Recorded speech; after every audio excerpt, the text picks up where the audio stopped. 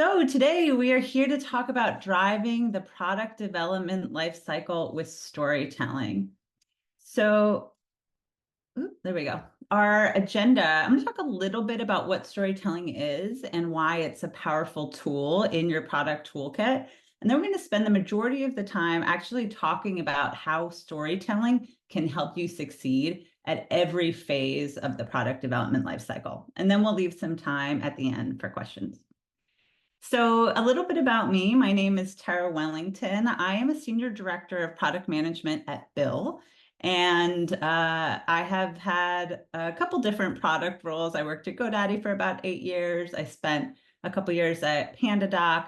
And now I'm in the financial software business, which I'm really enjoying learning that industry. I live in New Hampshire with my family, and I think the most important thing to know about me is that I love storytelling. I think it is an incredibly powerful tool to not only help you and your product succeed, but to drive your career forward. And so that's what we're going to spend time talking about today. So why does storytelling matter? Why is this such an important tool in your product toolkit? Well, if you look at the competency model for product, and this is from Ravi Mehta, if you haven't taken any of his courses at Reforge, they are incredible. I've taken a few myself. There's 4 categories of peak product work. There's product execution, customer insight, product strategy, influencing people. Now, when you think about storytelling, storytelling is directly related to your success with influencing people. So whether you're managing up, you're managing down, you're managing across, it is a key tool to allow you to better influence as you're working through your product work. Now, I also believe that storytelling is actually a key to all of these areas, because it's not just about influencing people, but it's about how you drive execution, how you tell the story of the customer, how you get people to understand the product strategy you're driving for, right? So I think that storytelling can play a part in all of these areas, even if most people are thinking about it traditionally as an influencing tool. So when you're thinking about where storytelling can help you, there's some common problems that pop up if you're having issues with storytelling. And so these are just some red flags to look out for, and some places where you may want to use storytelling more effectively. One of these is having misalignment with your leadership team, or really struggling with getting buy-in to the projects you're trying to work on. Now, this manifests itself usually as not being able to get any resources or investment, or having trouble getting approvals, or you're getting blocked on a lot of things. Another area where storytelling issues can manifest are around the way your team feels about the work that you're doing, right? Are they feeling a lack of urgency or motivation, right? Storytelling is a tool here that can come in and really help people get more excited about the process that you're going through and what you're working towards.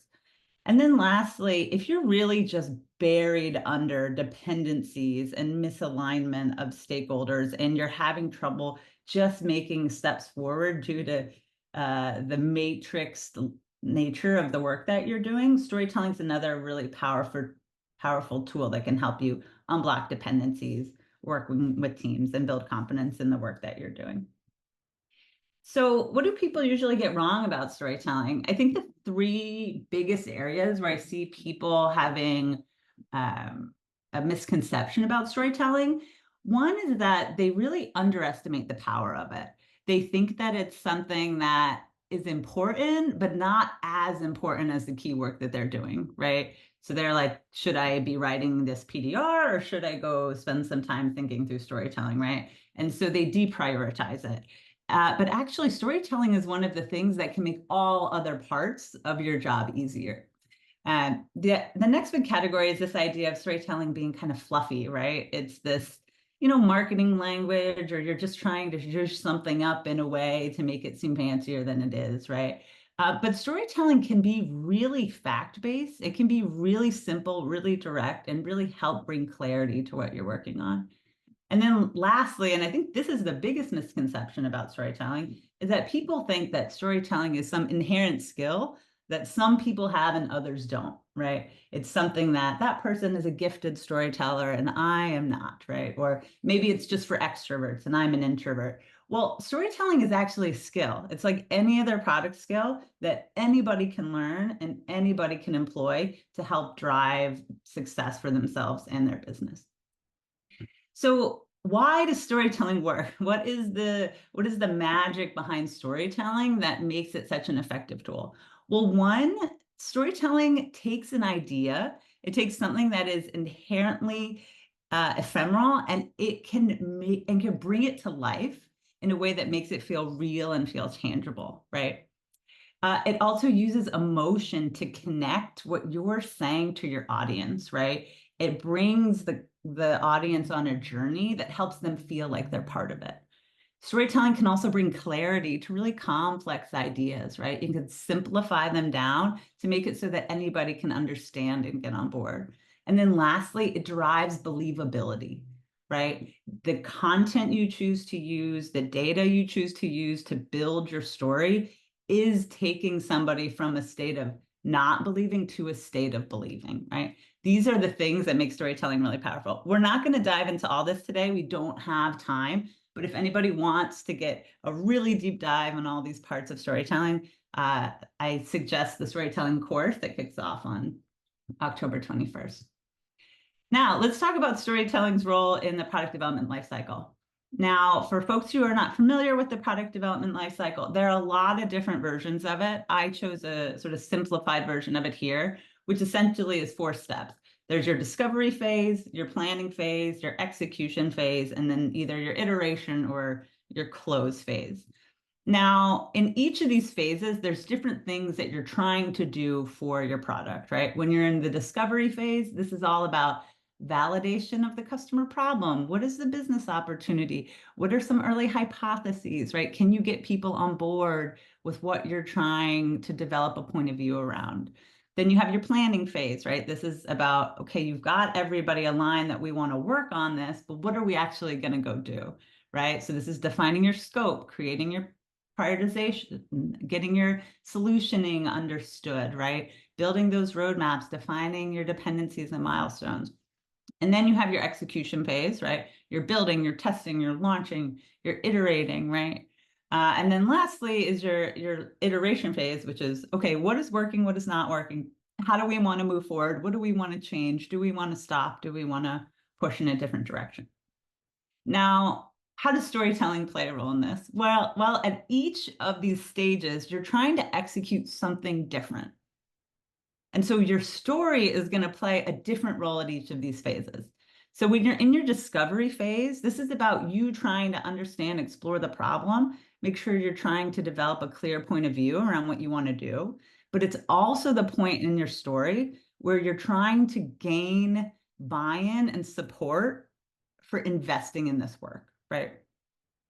In the planning phase, this is where you're really trying to get people aligned on what you're going to do, right? You already figured out the why, you already got your investment, but now you need people aligned on actually how you're going to go attack this project. During execution, this is keeping folks invested, excited, motivated, right? Increasing trust that your team is going to deliver. And then lastly, in iteration, your story is around what happened? How did it work?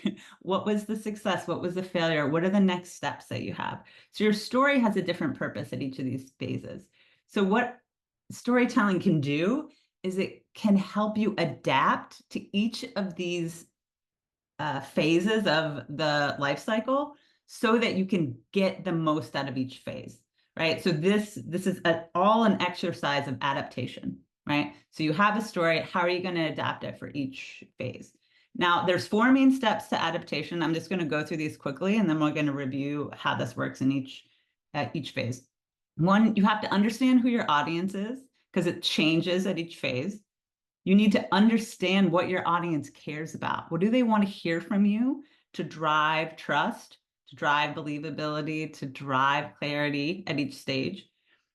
What do you need to adapt in your story to make sure your audience is hearing what they need to hear from your story?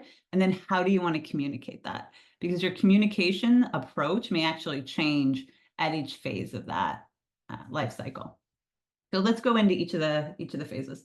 So in discovery, this is where we're starting, right? The start of your storytelling journey. Well, in this phase, as we just walked through, you're exploring an idea, you're trying to understand, you're trying to develop the strong point of view. What the outcome of this phase is that you want to have that vision strategy defined and you want to have alignment and resourcing to execute it. So that's your exit of this stage. So storytelling is essential here because it helps you get to that alignment and resourcing to execute. Now, when you're thinking about the discovery phase, your key audience is leadership. Because if you want to get to that outcome of alignment, buy-in, resourcing, you need leadership alignment. So what does leadership actually care about? What do you need them to hear in the story? Well, they need to know, is it aligned with the company's strategy? Is it solving a real customer need? Is there business value to solving it? And is it possible, right? Is this something that we can go do and win at? That's what your leadership audience is looking for in your story. So here's a couple tips when you're trying to adapt your story for your leadership audience. One, it helps to understand your audience, right? Some leaders have a really strong preference for getting the ask out of the way at the beginning. Some folks want a much higher level of detail or a lower level of detail. So try to get some insider info on what exactly they want to hear in the story. But for the most part, you're going to want to keep your story short. You're going to want to get the key points in so you can get your ask pretty quickly at the beginning. So think of this as your pitch. And then you're going to want to make sure that you're really focused in on having that high level summary and then the deep dive areas where you need more data and more information to build the trust and believability in your story. And this is where you have to make sure you're fact-based versus opinion-based and try to use research and hard data as much as you can. Now, another important thing we talked about, is it aligned? So this is where language preference comes in. I would make sure as you're communicating your story that the leadership is going to map the language that you're saying to things they care about. So a good example of this, at PandaDoc, we had an initiative around quality, right? And so when we were pitching ideas, one of the things we wanted to always make sure came across is, how is this going to help this larger initiative that we're all driving around quality, right? And so just hitting on those points that you know people care about is going to help drive that alignment and that mental mapping for that team. Okay, in the planning phase, this is where we're really focused in on putting together the approach that we want to take, right? So mapping out your approach, building your action plan. The way you want to exit the planning phase is you want to have a defined execution plan for how you're going to go succeed. And you want to have a aligned, excited, inspired team, right? So storytelling is essential here because it's the lever that you have to get the team aligned, but also get them excited, motivated, and ready to go deliver the most impactful work. So in the planning phase, your key audience is actually your team, or it's the team that's going to execute, whether it's your direct team or a cross-functional team. So when you're talking to your team, it's a little bit of a different audience than when you're talking to leadership, right? They're still going to care whether it's aligned, but they're also going to care, okay, how is this going to affect me? How's it going to affect our current roadmap? What does this mean for the priorities we had yesterday? What is different here, right? How do we think we can go execute this, right? They're going to have a different set of questions than your leadership team. They're still going to want to know high level, how is this going to impact customers? How's it going to impact business? But you're also going to have to layer in the how's it going to affect the team? How's it going to affect them personally? And how are they going to be the heroes of the story?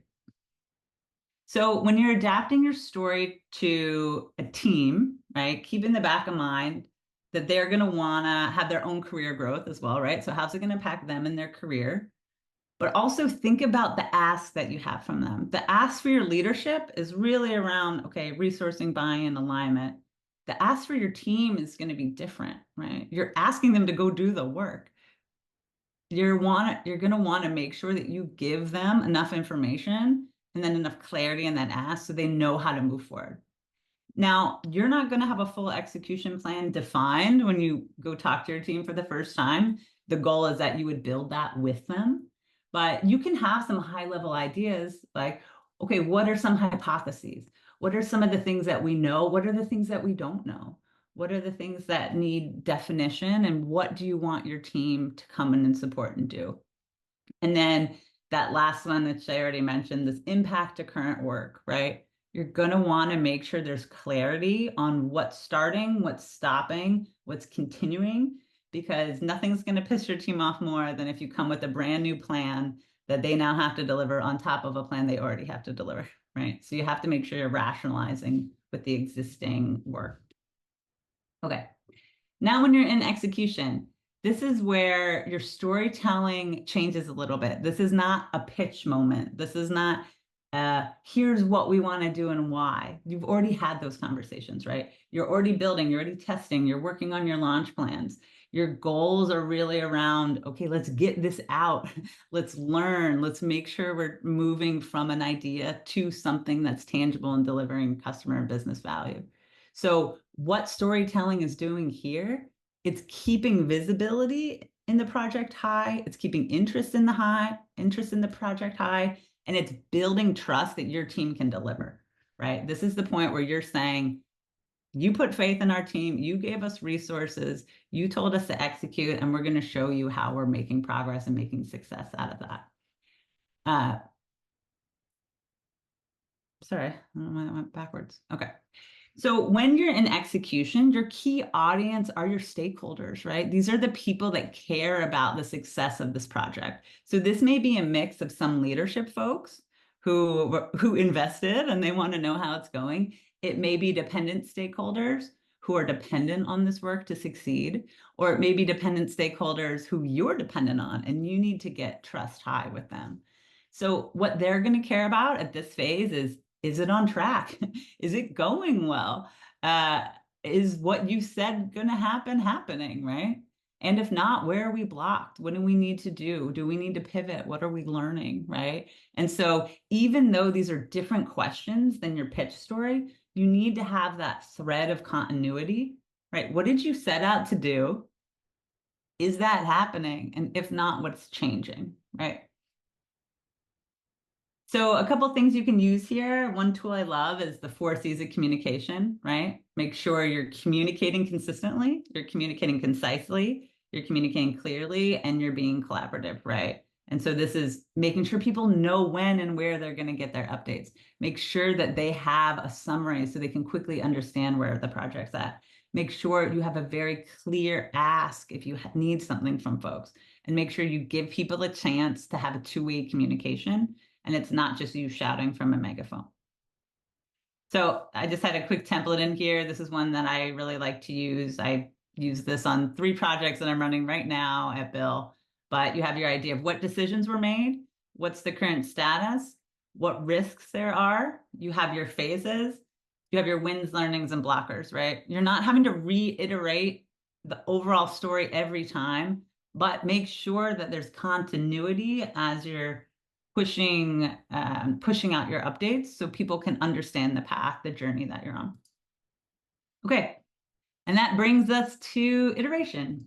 So this is our last phase of the storytelling journey in the PDLC, right? This is where you either want to close the loop, okay, we're done, or you want to figure out what's the next step, what's the next investment that you want to make. So this is really around what are the outcomes of your launch, and do you need alignment or resourcing for what comes next? So storytelling is really important here because this is the biggest lever you have to drive trust in you and your team, right? You asked for an investment, you worked on a project, and now people want to know what happened and how you're going to move forward, right? So this is a really important close the loop moment. So when you're in iteration, your audience, again, is actually looping back around to the beginning to leadership. Now, you may still have some stakeholders in here, but you want to focus on the people that made the initial investment in your story, right? They took a chance, they went out on a limb, they invested in the story that you told. So now you want to show them why that was a good investment, right? Even if it wasn't a success, what did you learn, right? Was it successful? Was it not? If it's not, did we learn something? Can we move forward in a better way? Are we still in line? Should we continue to invest, right? These are the things that you're going to want to do to really make sure you're building trust. So when you're thinking about adapting to leadership at this phase of the PDLC, get really clear on the ask, right? Are you closing the loop to say, here's what happened, or do you need something from them? I think this is the biggest mistake people make at this stage, is not being clear with leadership how you need them to move forward. Okay, is it over? Are you continuing and you don't need anything, or are you continuing and you have an ask? So be really clear on that. Focus on the data. When you're starting your story in the initial conversation with leadership, you're telling a look forward story. Here's the opportunity. Here's the customer problem. Here's what we want to happen. Here's how we're going to go make it happen. But now you're at the end of your life cycle. You can tell a look back story. This is a really powerful story because you have the data. You know what happened. You know what went well. You know what didn't. So you can tell a story that's 100% based in facts because it's actually happened, right? These are no longer projections. These are actuals. And so you want to lean into that and make sure that you're focusing in really clearly on what happened. Now, if it was not successful, and this is going to happen all the time, not every project you work on is going to be successful. So make sure not to hide things and try to cover up and try to make it look successful, even if it wasn't. Focus on learning, right? What did we learn? What can we change moving forward? What can we replicate and use elsewhere? Or what do we want to retro and adjust? So there's a lot of ways you can close the loop here. Like, don't fade off into the sunset if something didn't work well, right? You want to make sure you're closing the loop. That's the biggest driver of trust in you and trust in your team. Okay, so just looping it back around on the value of storytelling, right?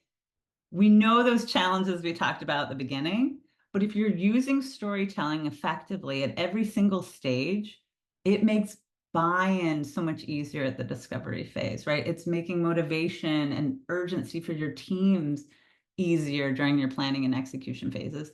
And it really helps build that trust for your leaders and your stakeholders during the execution and the iteration phases. So storytelling is such an important tool that can really help you succeed in the PDLC. Now, it was a pretty high level overview today. We talked a bit about audiences and adaptation, but if you want to learn more about how to structure a story, what are the key components of a story, how to build a main character, how to really create that connection with your audience, how to develop really rich content full of data that builds trust and believability, how to build confidence in your storytelling abilities.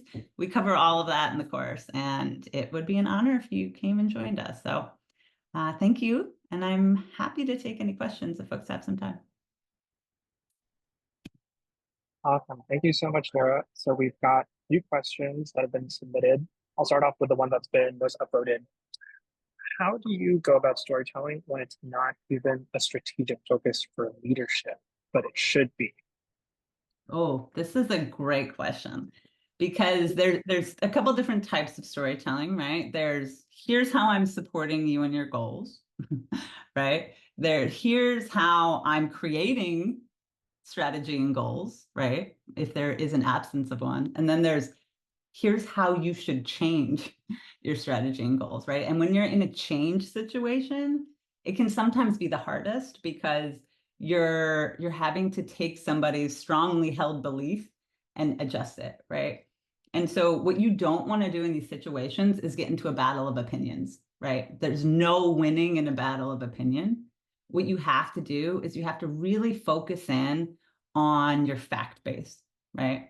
So this is, why do you have that strong opinion that the strategy is wrong, right? What are the key data points that you're using to formulate your opinion, right? And it can't just be a perspective difference, like, oh, well, you're too high level and we're on the ground, we know what's happening. It has to be a customer and a business backed, fact-based, right? So what does the market need? What does the customer need? What is the opportunity? How are you quantifying that? And how are you building believability in your story? So I would make sure you're focusing on facts. And also, when you're trying to change somebody's opinion, I would not think of it like a pitch. I would think about the approach that you're taking to them as a human, right? So maybe don't go into their leadership meeting of 20 people and pitch why they're wrong, right? Think maybe you get people one-on-one and you try to say, have you thought about this? Have you considered this? I have some other data points. Can we talk about this? I'm not sure I'm understanding, right? And then you're starting to seed this believability in your story in a one-on-one capacity. And then you can sort of build consensus and alignment as you go. We've got another question that was just submitted that is related. So let's talk about communicating with leaders and sticking to facts. But what are your tips for communication progress on a project that has many blockers and maybe is moving slower than what leadership wants? Yeah, that's a great one. So I would definitely lean into first of all, make sure you have a very clear cadence of communication. People are they understand when and how they're going to be communicated with, and make sure it's pretty rapid. If you're in a world of blocking and having issues with moving forward or things moving slow, a lot of times what people do is they slow down their communication cycle because they're like, well, nothing's happened. I don't want to go talk to them again and tell them nothing's happened. So I'm just not going to talk to them until something happens. Right. And then what happens is people get nervous because they're like, what's that team doing? I haven't even heard from them in a month. Are they making any progress? Right. And so one thing that you can do is you can say, look, we need help here urgently because our timeline is slipping due to these blockers and we need support to get these unblocked. Right. They're looking at you and saying, why aren't you doing this? But your leadership has a role in that story too. If they care about it and they want it to happen and they want it to succeed, you need to say, here's where I need your support to ensure we get to success here. And you're saying, we can't move forward with this team. I need you to go drive alignment here. This is what I need from you to make sure this is successful, right? And so you have to make sure that there's a balance between what you're asking and what they're asking of you, right? And if it's something you can't control, you have to voice that and you have to do it as early and as often as you can. The more you go silent, the more they're going to put it on you and think it's a you problem, right? So I would say increase communication in those, even though it feels hard. That's actually a great segue to this next question from somebody, which is about that communication bit and establishing this rhythm. Apart from updating on common tools like Jira or Confluence, what other tools are effective in maintaining that storytelling process throughout the entire PDLC? They want to know, could you share the tools that have been most effective in your day-to-day? Yeah, I think it changes company to company. So I wouldn't be prescriptive here, but I guess the best, most specific answer I can give you is sometimes you need a multi-channel approach. And so I'll give you two examples.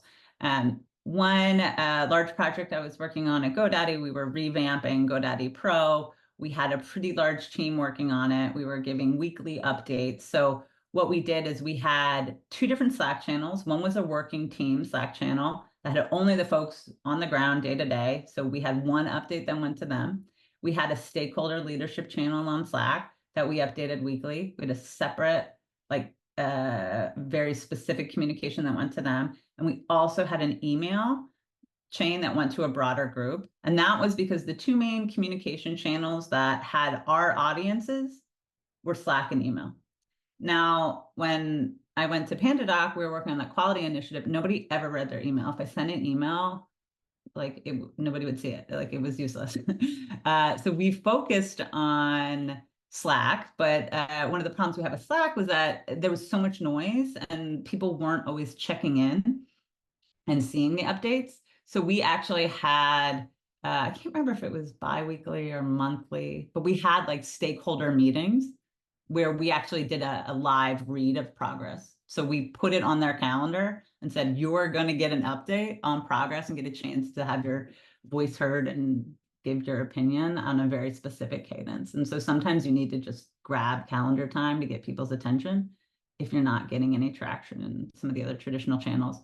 Now, Jira and Confluence, we have other places, but to be honest, they're so team oriented. And in my experience is that nobody outside your direct team is going to see the updates. So they have not been effective for me in the past, but your company may operate differently.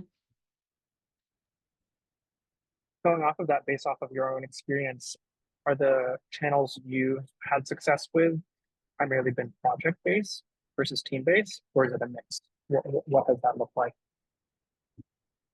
That's a good question. I tend to work on a lot of really big cross-functional programs. So we do a lot of like M&A integrations.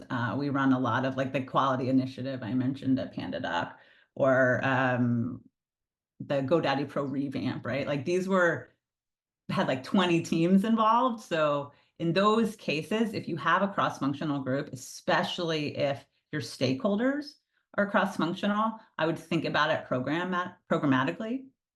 If you're working on something that is very insular to your team, you can keep your working group contained, but your stakeholders are almost never going to be fully in your team group. And if you are, you might be actually operating too insular, right?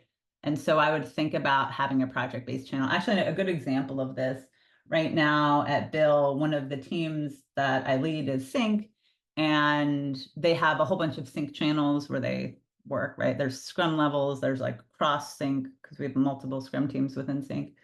But then we have a particular project where we're trying to do a migration, and we want to make sure every single customer is migrated without having any retention issues, right? So we have like 100% retention goal through the migration.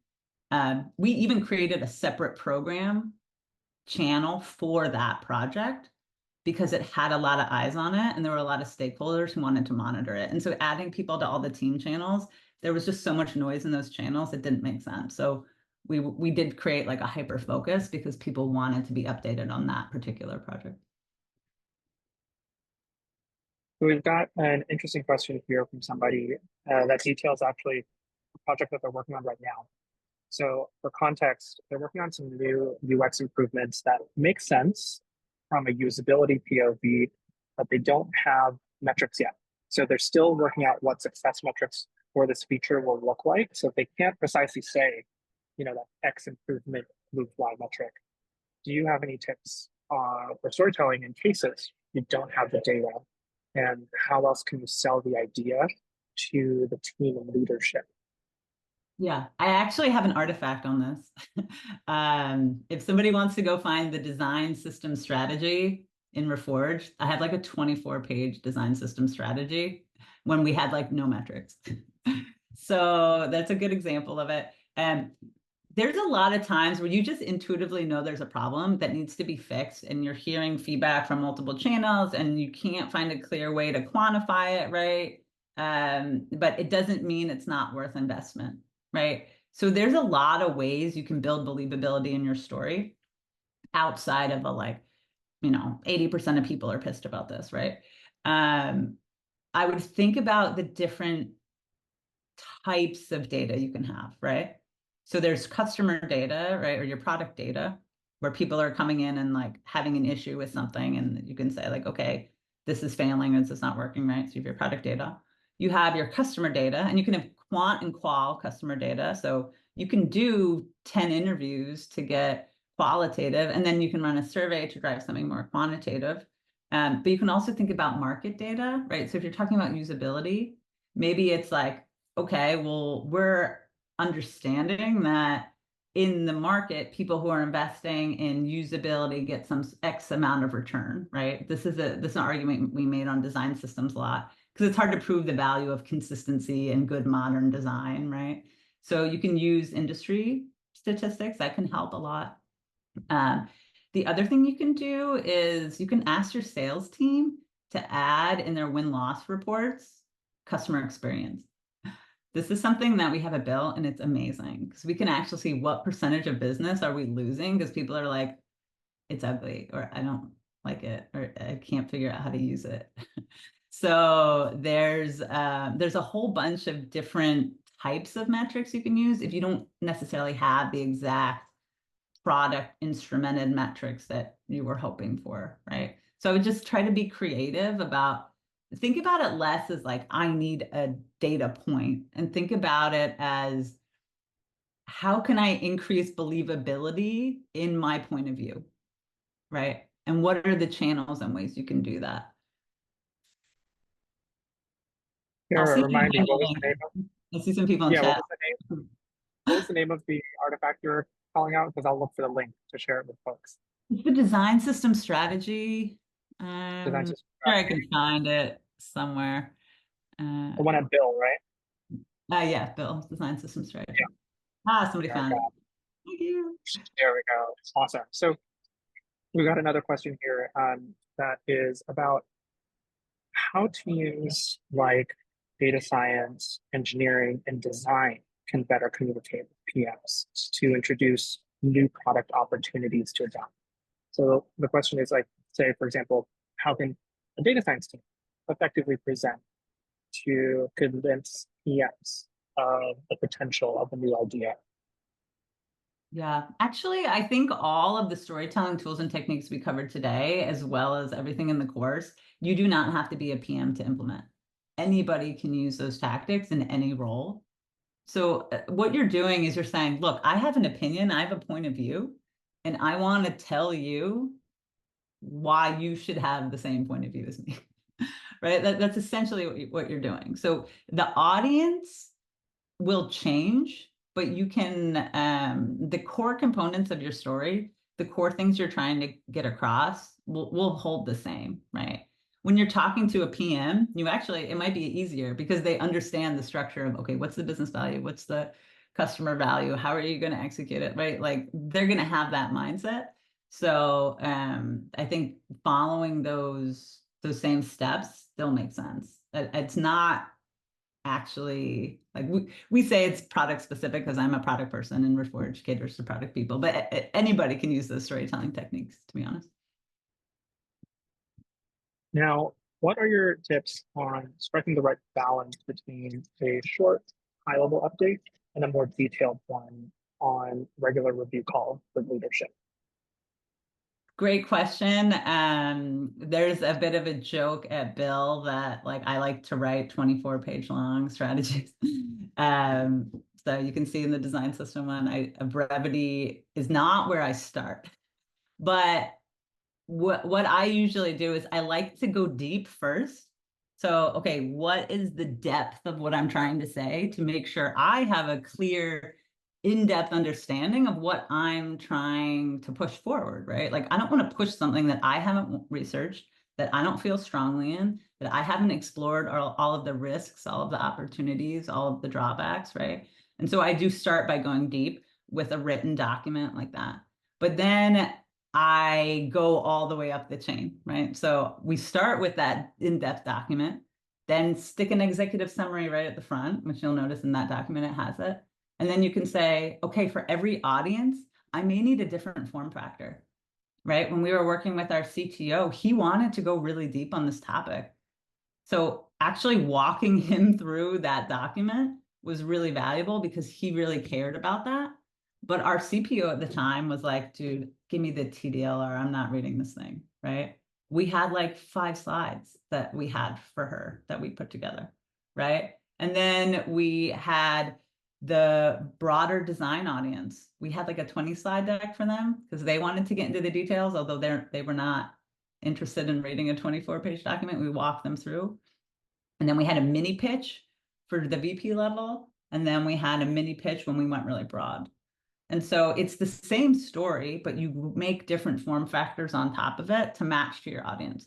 So anytime I'm doing a big alignment story like that, like design systems is a good example because every company, every product in the company, if you have front end at all, you're using the design system, right? So you're having to align the entire R&D team on a path to move forward, right? So in those cases, you have a lot of audiences you have to get aligned. Now, if you're just working with your team, maybe you only need one artifact and you're fine. But on those big projects, I usually have anywhere between 5 and 10 different versions of the story to map to the different audiences. We have one closing question for you, and it's about a challenging situation. One thing that this person struggles with is managing up and being able to tell a story, but sometimes it falls upon deaf ears. Maybe leadership, you have to repeat the story 100 times, or maybe the way you're presenting it to leadership doesn't feel like it's important to them. How do Yeah. you keep yourself motivated, and how do you find new ways to tell the story? Yeah, I think this is a good example of like the give and take of storytelling.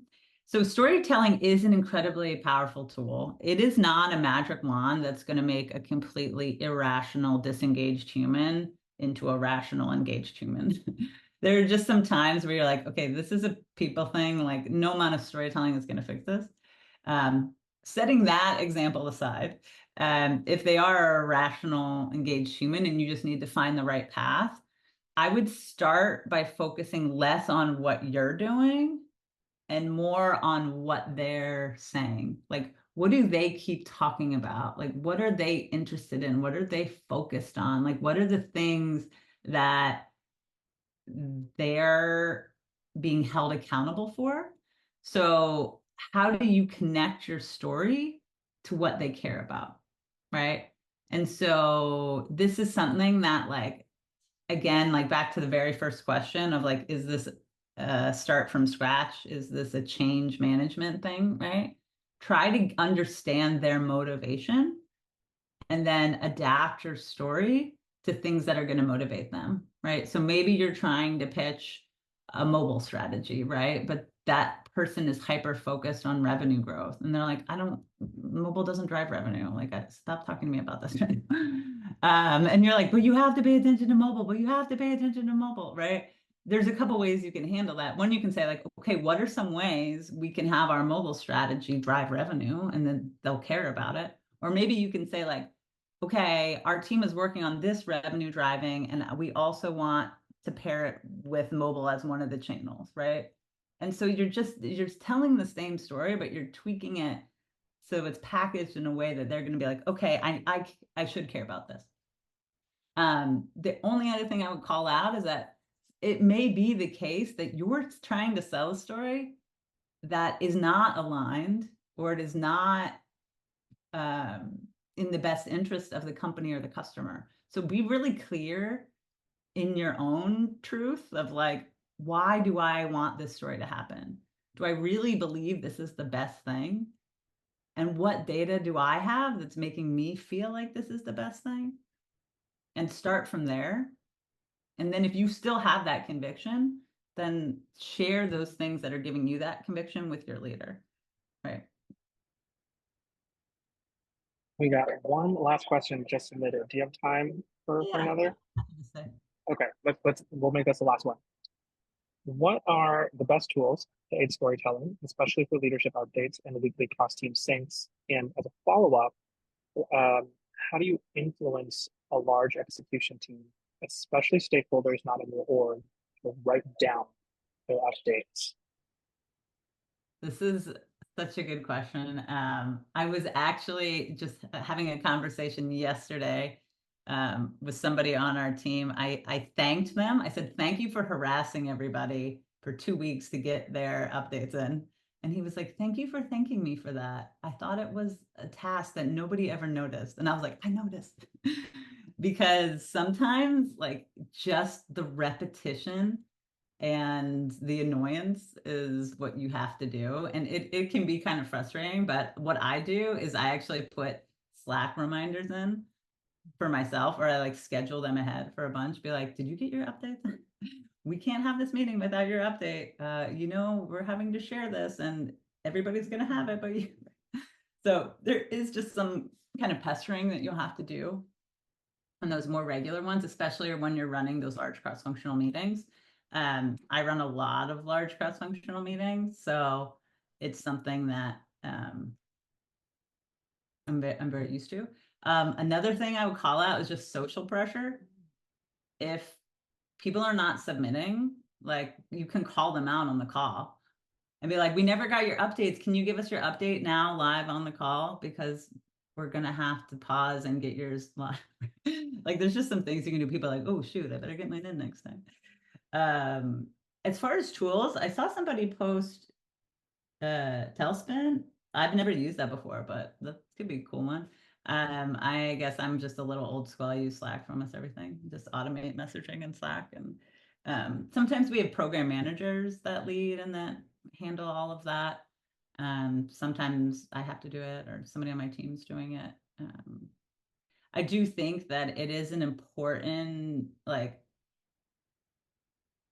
it's important to call out the storytelling is time consuming, right? Like making sure you have a complete story, making sure you have the data, making sure you've structured it well, you've built a case. And I think a lot of people skip it because they're like, look, I do not have time for this. But I do think it may slow you down in the beginning, but I think it speeds up your program overall. Like it really does, like it smooths out the product development life cycle in such a big way if you do it right from the beginning, because then you're not having to align and stop and pause and somebody doesn't understand or somebody was not involved and why are you doing this? What's the value? Like all that stuff that comes in sideways and like hits you as you're trying to execute. You can clear all of that up and just get a smooth sailing. So you can really just focus on the business and the customer, right? And that's what I love about storytelling. It's like the grease on the wheels that makes everything else easier. Well, on that note, thank you so much for answering that last question and staying over time. And thank you for the really, really helpful presentation.